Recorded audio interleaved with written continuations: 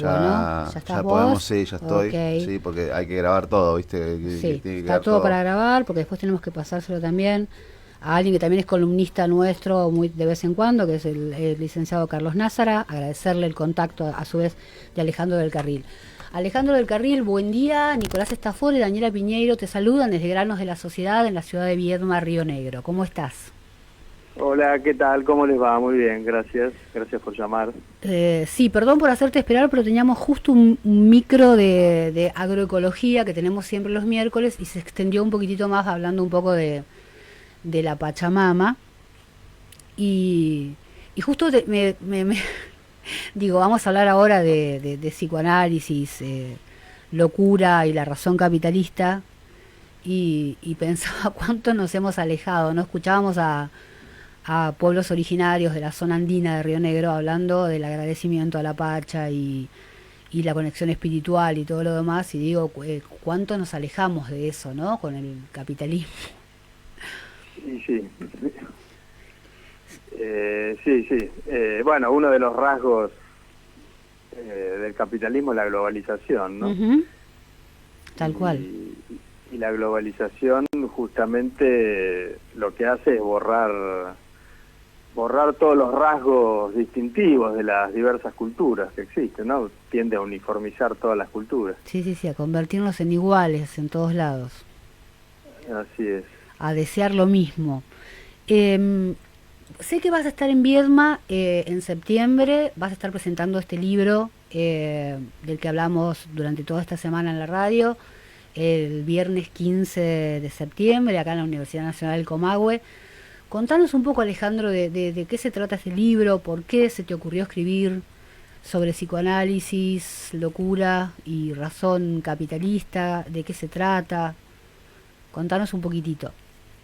Bueno, sí, el viernes 15 de septiembre voy a estar ahí Sí, presentando y el libro y dando una charla que la organiza el Otro Sur, sí, sí, sí, sí. que es una institución ahí de psicoanálisis amiga de Viedma. Sí, le agradecimos. Yo ya le Eh, agradecía a Carlos Názara y a su fundación el tema Carlos es un columnista nuestro, y él fue el que me pasó tu data, así que ya le agradecimos a ellos por esta comunicación y por este contacto. Está bien. Sí, no, te cuento, Sí, bueno, el libro, el título es Psicoanálisis en la locura de la razón capitalista. sí. Básicamente un poco la idea era,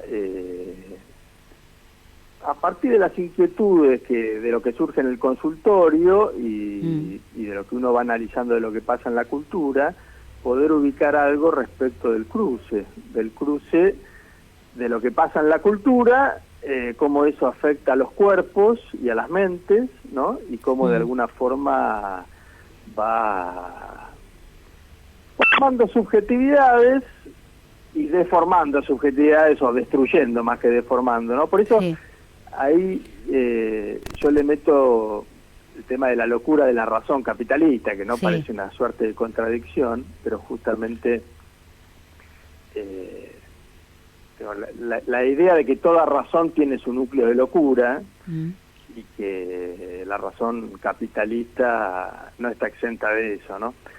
Digo sí. porque en general se ha pensado, bueno, desde la derecha, ¿no? Porque de la derecha en general se piensa que la razón capitalista es la gran razón, Mm,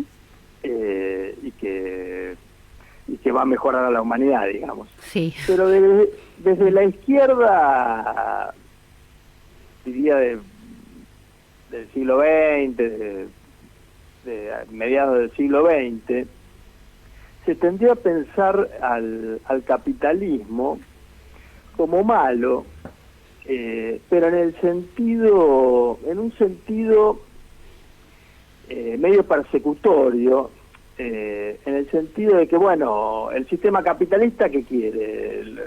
Los empresarios, ¿qué quieren? Quieren explotar a los trabajadores, básicamente, capturarlos, tenerlos atrapados para poder hacerlos trabajar y generar una plusvalía, una ganancia económica a partir de comprar el trabajo, la mano de obra y el seso de obra de los trabajadores, hacer una ganancia, digamos, ¿no? Sí. Entonces, siempre un poco la visión fue esa, la de nos tienen atrapados, ¿cómo resistimos, no? Qué sé yo, el hipismo en la década del 60 Sí. era un poco algo así como, bueno, nos sustraemos del sistema, nos vamos a vivir al campo, hacemos comunidades, no nos importa el dinero, etcétera, etcétera. O sea, ante la persecución y captura, la solución era la evasión, ¿no? Sí. Pero a mí me da la impresión que eso ha cambiado mucho y que hoy el capitalismo no se presenta en esa forma. Y me da la impresión de que mucha gente lo sigue teorizando en esa forma. Y para mí es un error. Sí. En el sentido de que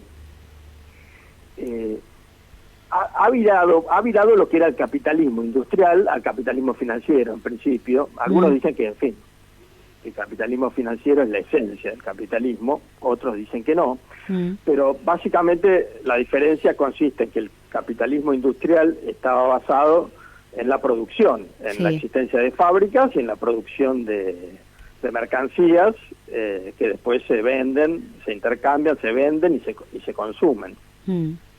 Ahora, el capitalismo financiero, que es lo que ha proliferado en las últimas décadas, y ya existía de antes, obviamente, pero ha crecido enormemente. Es de lo único que se habla, es de lo único que se habla. Claro. Gracias al desarrollo tecnológico, básicamente, que permite hacer operaciones, traslado de capitales en tiempo real, de una punta a la otra del planeta. Pero bueno, el rasgo para mí, uno de los rasgos principales del capitalismo financiero, es que va en detrimento de la producción, porque el capitalismo financiero básicamente no le interesa tanto montar fábricas y producir mercancías, sino que lo que le interesa es la timba financiera, es decir, hacer dinero con dinero, lo cual implica no pasar... el movimiento del dinero, no el traslado del dinero de un lugar a otro, claro, pero no la producción en sí.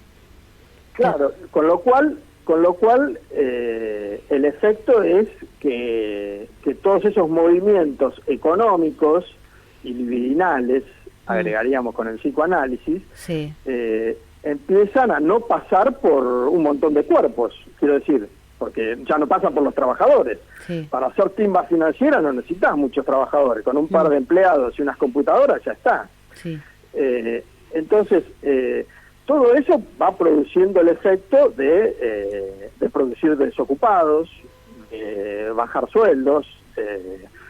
Bueno, la acumulación de dinero en este momento es una de las acumulaciones más desparejas que ha habido en la historia de la humanidad, ¿no? El 1% de la población tiene más del 50% del dinero que existe. Sí, todavía tenemos una población que sigue hablando de clase media, ¿no? Claro. Entonces, ahí hay todo un efecto que está produciendo el desarrollo del capitalismo y que es lo que a mí más me interesa resaltar y que a eso es un poco a lo que llamo la locura, que es que ya no está tanto la lógica de la explotación, sino la lógica de la exclusión. O sea, hay mucha gente que se está quedando afuera del sistema. Esos son los desocupados, la gente que trabaja pero que tiene trabajos marginales, como en negro, ¿no? Que además ya están con la perspectiva de que nunca van a poder ingresar al mercado propiamente dicho, ¿no? Y ni hablar de las familias que ya llevan varias generaciones de desocupados o de trabajos marginales y que ya por ahí hasta han perdido la cultura del trabajo, ya ni siquiera pueden pensar ni imaginarse. Como lo que no existe, se perdió la movilidad social, algo que antes sucedía, ¿no? Con las universidades públicas y cuando uno tenía una familia de padres trabajadores, esto podía suceder. Claro, bueno, ese es el mito peronista, es ese, digo, es la inclusión y el ascenso social, ¿no? Mi hijo el doctor y toda esa historia. Bueno, eso hoy en día es poco poco probable que se vuelva a dar, ¿no? O sea, nadie la ve. Podemos desearlo, quererlo, tratar de... Pero me parece que más o menos todo el mundo tiene claro que eso no va a volver a suceder, probablemente, por lo menos si seguimos en las vías por las que estamos andando. Sí, como que la idea del capitalismo, como que la idea del capitalismo fue girando y fue rotando a convertirse en lo que es hoy, en esto, sí, en un mercado donde la gente va quedando por fuera. Claro, y además, yo además lo llamo locura porque es tan loco que no es que solo que afecta a algunos. El capitalismo en este punto se muerde la cola, se devora a sí mismo, porque básicamente si yo lo que necesito es vender mercancías para ganar plata, y la gente no tiene plata porque se quedó sin trabajo o le bajé los sueldos, ¿a quién le voy a vender las mercancías? Claro. O sea, en ese sentido el capitalismo se autofagocita, se autodestruye. No es solo que destruye a otros, se destruye a sí mismo, ¿no? Sí, una rueda. Es una rueda en la que vamos a perder todos en algún momento. Claro, se queda sin clientes. Entonces, bueno, ahí... Bueno, lo que está pasando ahora, qué sé yo, la guerra en Ucrania, ¿no?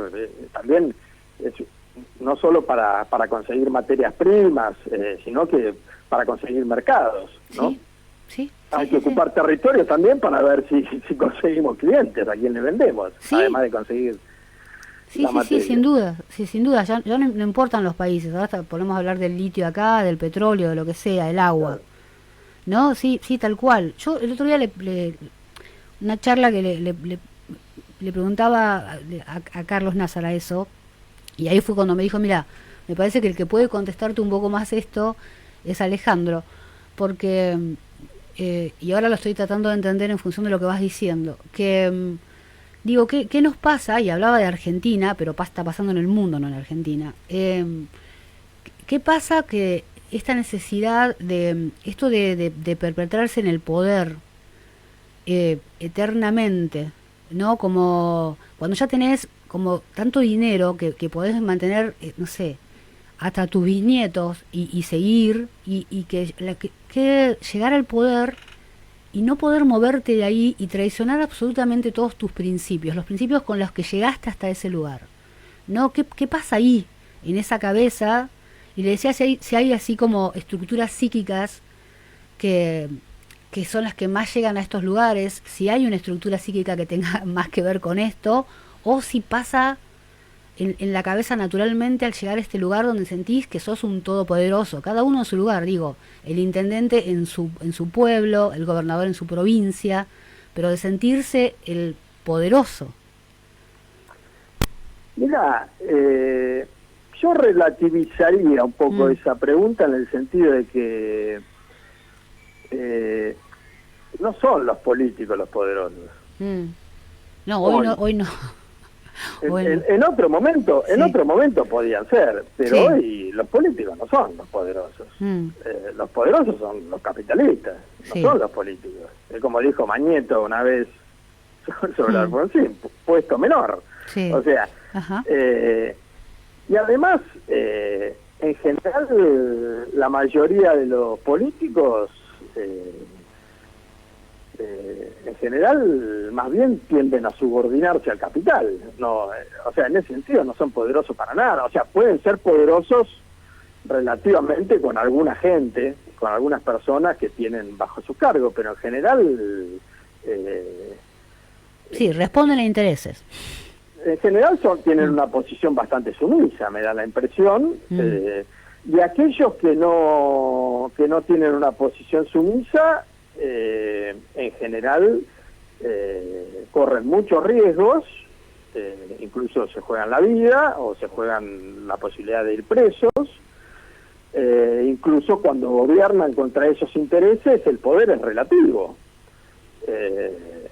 Vos acá tuviste, qué sé yo, Cristina Kirchner en su mejor momento quiso sacar la ley de medios y nunca la pudo implementar. Entonces, ¿cuán poderosa es? Si a vos un un multimedio se te para de mano y te dice, sí, vos sacaste la ley, la votaste en el Congreso, todo, pero yo no la pienso cumplir. Sí. Y Sí. no la pienso cumplir y encima no me pasa nada. O sea, entonces ahí te das cuenta que el poder político no es muy poderoso. O sea, tiene una porción de poder que es bastante pequeña, te diría. Sí.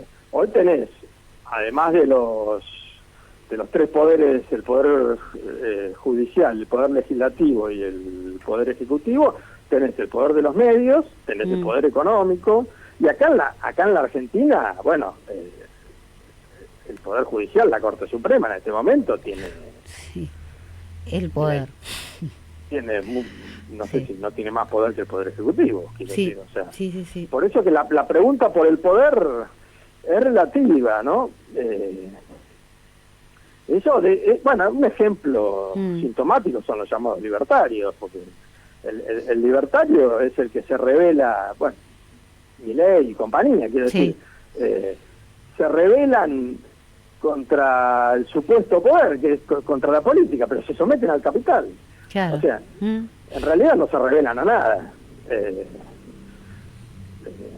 Esa es parte de la locura, ¿no? Claro, sí, de esa parte del título de tu libro, ¿no? Claro, pero es esa locura de creer que uno está en una rebeldía cuando en realidad cuando se está diciendo que está en rebeldía, en realidad está en la posición más sumisa de todas. Qué loco. Sí, claro. Te voy escuchando y se me van como juntando lo mismo que cuando hablabas al principio de la izquierda, ¿no? Yo hoy sigo escuchando mucha gente con esta idea de estar por fuera del sistema, y te lo plantea gente que tiene un celular con internet en la mano, ¿no?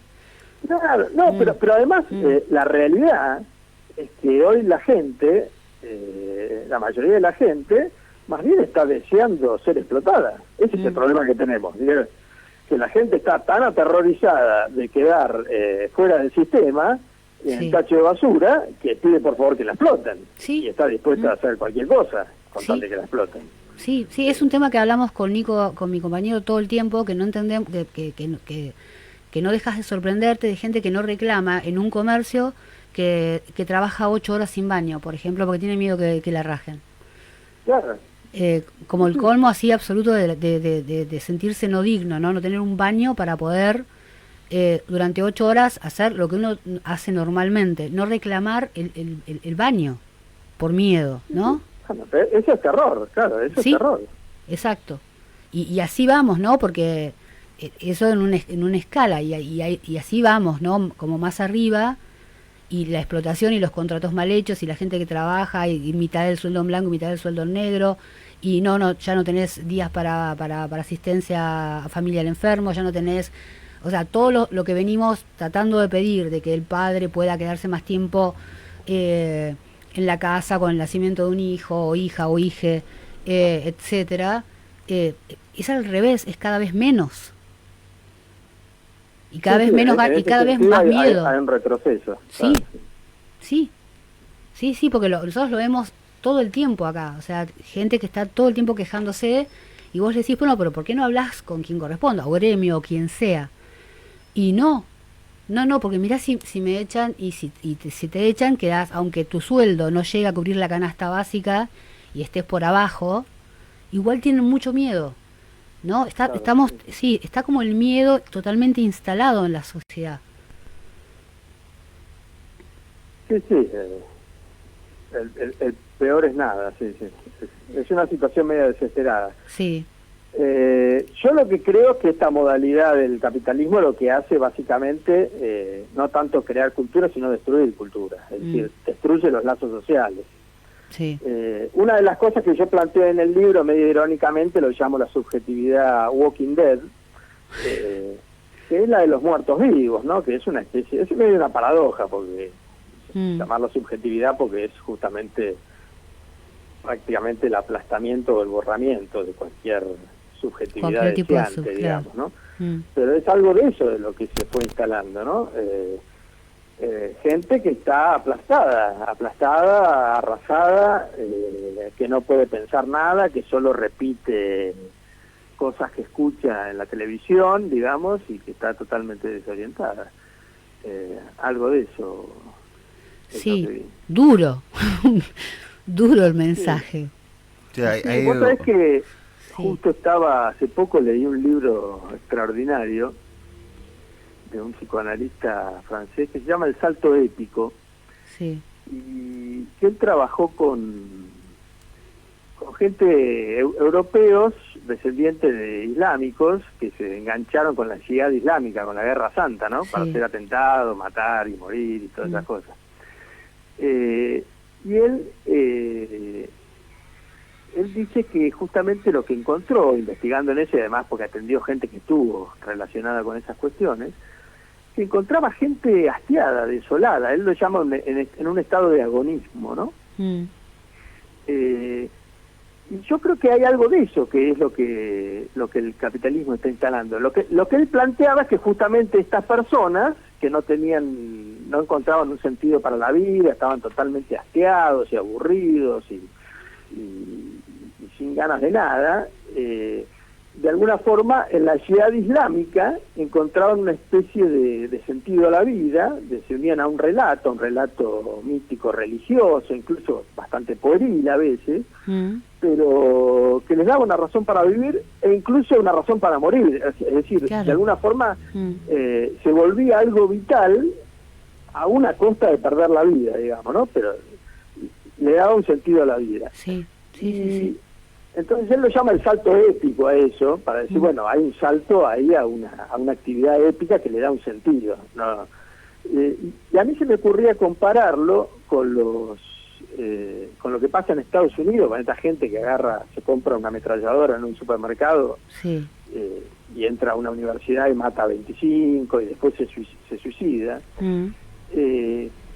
Que es también es gente que está en un estado así agónico, pero a diferencia de esos de la yihad islámica, no se enganchan a ningún relato, ¿no? Sí. Y no le imprimen ningún sentido, directamente van y matan y se suicidan, o sea, es un salto al vacío. Si los de la yihad islámica saltan al relato y a Sí. una especie de enganche con antepasados islámicos, que le dan cierto sentido, estos en Estados Unidos son como lobos solitarios que en realidad saltan al vacío, es en un estado de desesperación absoluta, ¿no? Sí, situación Yo que creo vivimos acá. algo de eso también. produce Sí, sí. produce Sí, porque acá esta pasa lo locura mismo. capitalista. Hablábamos el otro día de qué nos pasa como pueblo con alguien que nos está pasando frente a esta situación, que no pasa nada, que hoy hay 3 personas que están encadenadas en la puerta de la Corte Suprema, que vinieron de Jujuy ¿y qué pasa con todo eso? Que no pasa nada. Digo, hay como una agonía general en relación a eso. Claro. O sea, ya no hay tomas. En otros momentos pasaba algo y había algo, la toma de supermercados, había como un salto, no sé a qué, a hacer algo. Ahora no está pasando porque- nada. Porque me parece que también muchas veces la impresión de que no hay futuro, como decían los punks, de que no va a pasar nada, eso también es absolutamente desolador, ¿no? Sí, sí, Porque sí, para sí. uno motivarse para hacer cosas tiene que tener alguna ilusión de que lo que uno va a hacer va a producir algún efecto. Sí, Si no, entras en la lógica, claro, de la yihad islámica, es decir, bueno, para producir un efecto hay que entrar con una ametralladora y matar a 50. sí. O estrellarse con un avión contra las Torres Gemelas. Ahí algo va a pasar. ¿Viste? Pero, Sí, sí, salgo de la agonía. Salgo de la Claro. agonía y algo pasa. y por lo menos sí, les doy de su propia medicina a los otros y por lo menos va a haber gente que se va a sentir conmovida, se va a asustar, va a llorar. Sí, lo que pasa con Pero los bueno. adolescentes, Alejandro, también, con algunos adolescentes, esto de los cortes alrededor de las venas sin cortar para sentir.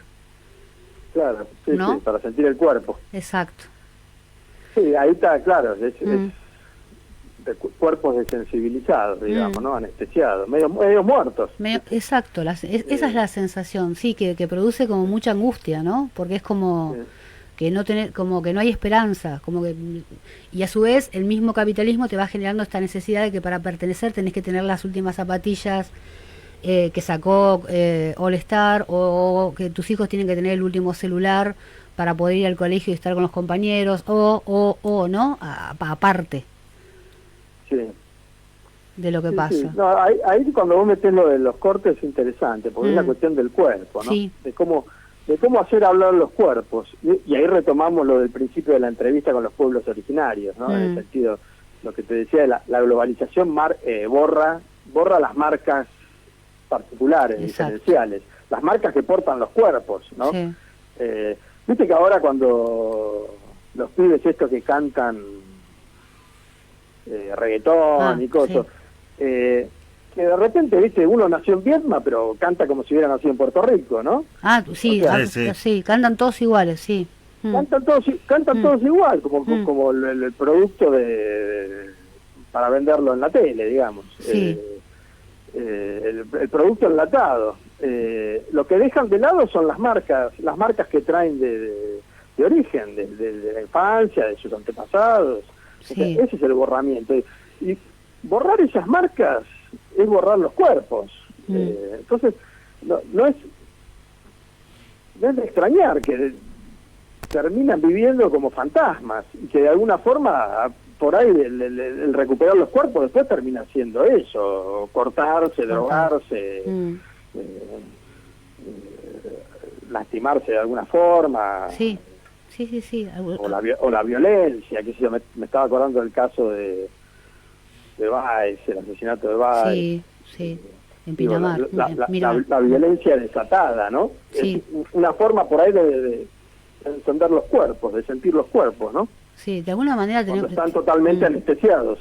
Sí, de alguna manera debe como uno empezar a entender todo esto que viene creciendo también de la violencia y que siempre se explica por el lado de la violencia, que no se controla con la policía y la lectura simple y sencilla de siempre, cuando en realidad atrás hay un trasfondo que es esto de la agonía. No hay nada más horrible que estar en una sensación de que nada va a pasar, nada bueno va a pasar, o algo que pase algo, como que no, estamos así, apáticos, abúlicos, una situación como que decís, ¿estoy vivo? Sí, claro, sí, ese me parece que es un poco el estado de situación, ¿no? Bueno, así que de todo esto hablaste, me quedé así como desinflada. O sea, de todo esto habla tu libro. Sí, de todo eso habla. Trabajo algunas películas, casos clínicos, hay historias, hay un poco de todo. Sí, cruzamos el psicoanálisis con la cultura, con el capital, un poco de economía, de política, de clínica psicoanalítica, hay un poco de todo.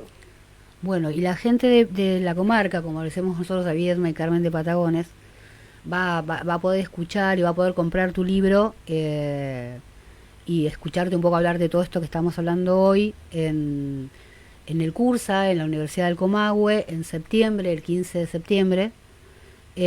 Así que bueno, nada más, cuando nos estemos acercando a la fecha, después vamos a compartir nuevamente lo de la fecha y decirle a la gente que es muy interesante, más allá de que te desmoraliza un poquito, por cómo estamos viviendo, ¿no? Pero bueno, también es importante entender que esto es general. No maten al mensajero. No es la idea, no, me hiciste charlas que no uno tiene... yo, lo que es medio demoralizante es la situación que estamos viviendo. Exactamente, digamos. Que hay gente que todavía piensa que es solo Argentina. Poder hablar y ponerle palabras puede servir para que algo de eso se mueva, ¿no? Yo no tengo dudas de que ponerle palabras siempre es bueno. Pero digo, bueno, que es a nivel mundial, esto no es nuestro solamente, no es de Argentina, no es el argentino. Sí, claro.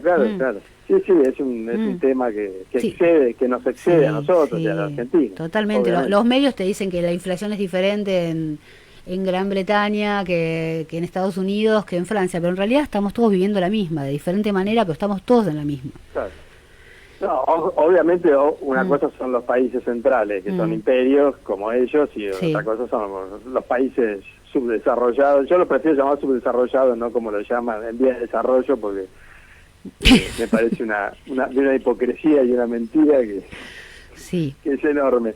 Pero bueno, hay una diferencia entre esos países que viven mucho mejor que nosotros gracias a la riqueza que extraen de nuestro país, ¿no? Exactamente, ese es el gran problema. Por eso digo, más allá de que uno no puede hacer demasiado, sí, ahora tenemos elecciones y siempre hay algo mejor. También un poco ese mensaje, siempre hay algo mejor dentro de lo que hay, siempre hay algo que es un poco mejor, que se puede elegir. Eso es lo que tratamos, sí.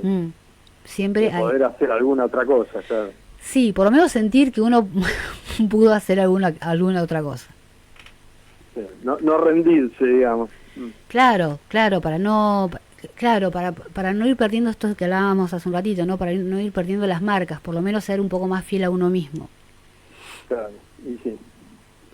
Bueno, Alejandro, placer enorme tenerte. No, igualmente, muchas gracias por el llamado. No, hacía falta hablar un poquitito de esto y entender que va mucho más arriba y que no tiene que ver exclusivamente ni con Viedma ni con la Argentina, sino con algo que está pasando a nivel mundial y que me parece que por ahí uno no se está dando cuenta de lo importante y de lo terrible que es. Pero bueno, vamos a más cercanos al 15 vamos a estar compartiendo nuevamente lo de tu libro, y así que muchísimas gracias, Alejandro, gracias por esa entrevista. Nicolás y Daniela te saludan y muchísimas gracias. Bueno, muchas gracias a ustedes, fantástico. Dale, gracias, nos vemos. Hasta luego. Saludos, chau. Chao. Wow. Sí, tremendo, ¿no? Wow. Acá